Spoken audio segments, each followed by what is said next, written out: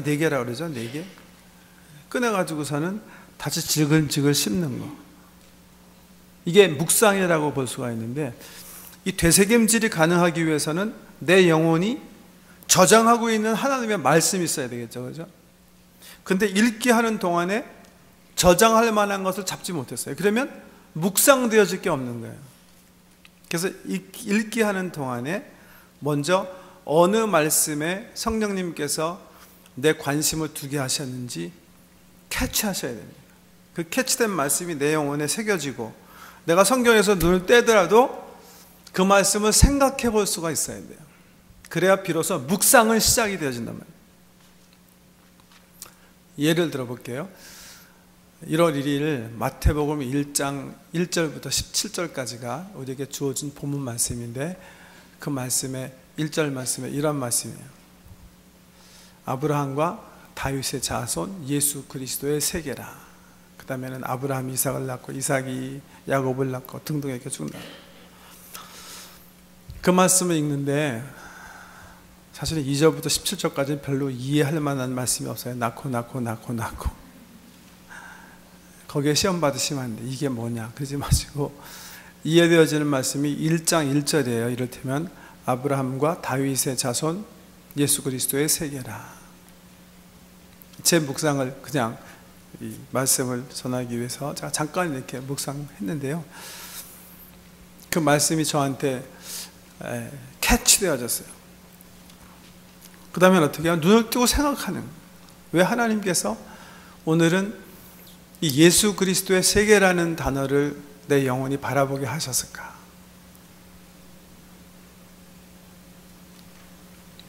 묵상하고 있는데요, 하나님께서 저한테는 이런 걸 보여주세요.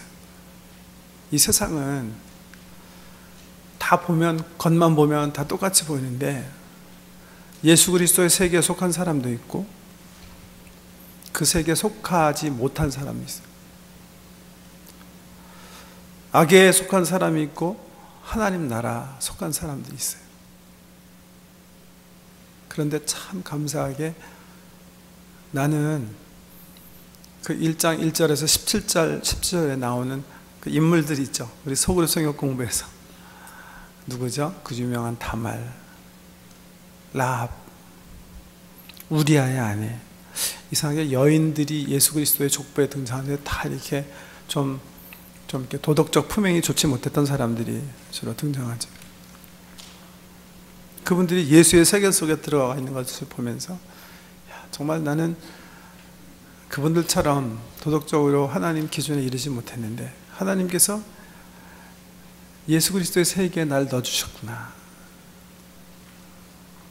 그렇게 성령님께서 생각나게 해주세요. 그래서 그날 아침 내 영혼에 하나님을 향한 감사가 넘치게 하셨어요. 그게 주님 안에 거하는, 그 주님의 음성 가운데 사는 삶이에요. 그래서 기도하는 거예요. 하나님 감사합니다. 제가 영의 눈을 들고 보니까 정말 이 세상에는 하나님 나라에 속한 사람도 있지만 그렇지 못한 사람이 참 많은데, 저같이 부족한 사람을 하나님께서 당신 나라의 한 부분이 되게 해주셨습니다. 하나님의 은혜 찬송합니다. 감사합니다. 그게 제 뭐예요? 오라시오. 기도예요. 제 기도. 맨 마지막에 보면 영적 일기를 가능하면 준비해서 쓰자 그랬는데 꼭 그거 하시면 좋습니다. 뭘 쓰시는 거냐 하면 이 오라치오랑 묵상하기 사이에서 쓰시면 돼요. 하나님께서 오늘 나에게 나를 향한 하나님의 사랑을 알게 하셨다. 또 기도를 그냥 쓰면 돼요. 말씀을 통해서 내가 그리스도의 세계에 속해 있는, 그 계보에 속해 있는 은혜를 감사하게 됐다. 그렇게 쓰시면 내 영적 일기요. 이해가 되세요? 예. 그런데 이 묵상의 관점에서는요, 사실은 이제 제가 금방 넘어가는데 다음 주일에 묵상의 방법에 대해서, 리플렉션 하는 방법에 대해서 좀 자세하게 말씀을 드리려고 해요. 제가 그냥 한 말씀 정해서 그 말씀이 왜 타치인지, 그 말씀은 내게 뭘 얘기하고 있는지 그렇게 단순하게 얘기 드렸는데, 실질적으로 성경에 보면 묵상하는 방법이 크게 한 3가지쯤 됩니다. 평일 새벽 기도에 나오시는 분들한테는 종종 그런 말씀을 드리곤 했는데, 요절 말씀을 받아서 내 입으로 읊조리는 묵상이 있어요. 반복하는 거예요. 하루 종일. 그런 묵상 방법이 있는가 하면, 여기 제가 글로 써놓은 것 같이 2번째, 우리들의 왼쪽 뇌를 사용해서 지금 내 마음을 타치한 말씀이 내 삶에 어떻게 적용되어지는가, 내 지적 능력을 사용해서 내가 생각해보는 묵상이 있습니다.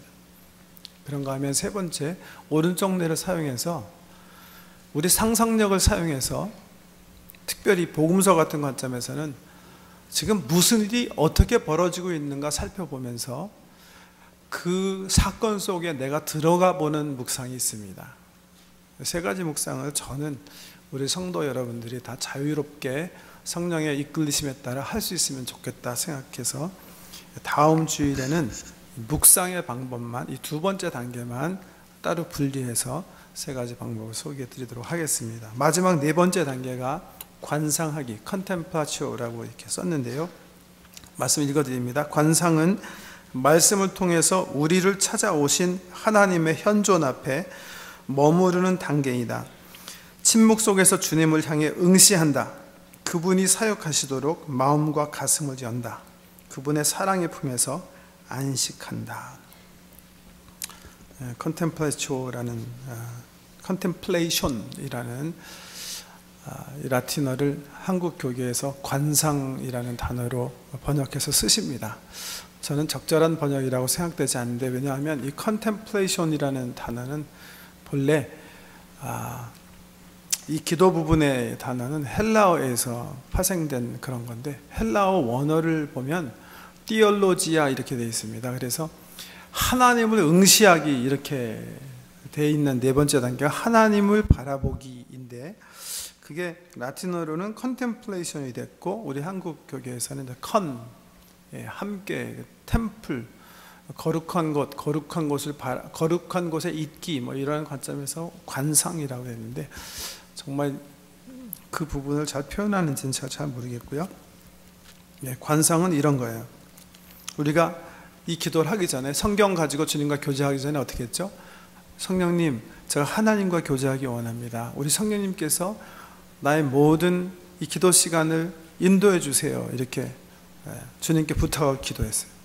그리고 주님은 이 말씀을 읽을 때 어떤 말씀을 통해서 나에게 그 주님과 교제하게 하시는지 주도해 주셨어요. 그리고 나로 하여금 주의 뜻에 따라 주님께 기도하게 하셨어요. 관상은요, 렉시오, 메디테시오, 오라시오를 주장해 주신 하나님, 나와 함께 하셔서 내 기도 생활 속에 활동하신 그 주님 앞에 머물러 있는 거예요. 사실은 주님은 내 기도 시간에만 계신 건 사실은 아니죠. 나랑 항상 함께 하시니까. 사실 우리들의 문제는 하나님을 못 찾아서가 아니라 we cannot get rid of, 제거할 수 없는 게 문제죠. 왜? 하나님은 항상 우리와 함께 하시니까. 그럼에도 불구하고 우리는 우리의 영혼을 그분을 향해서 주목하진 않습니다. 여러분, 그 사실은요, 이 관상하기를 침묵 가운데 해보시면 아세요.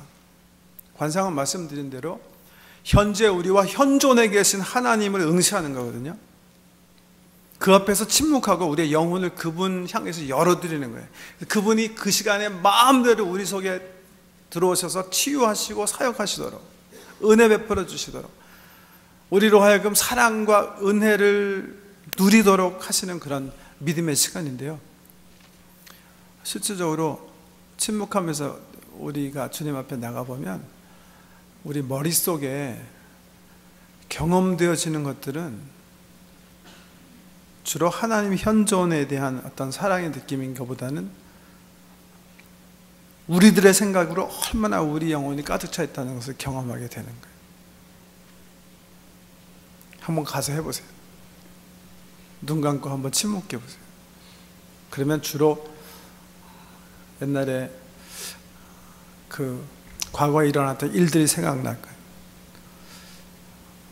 나를 약 올리게 해줬던 그 사건.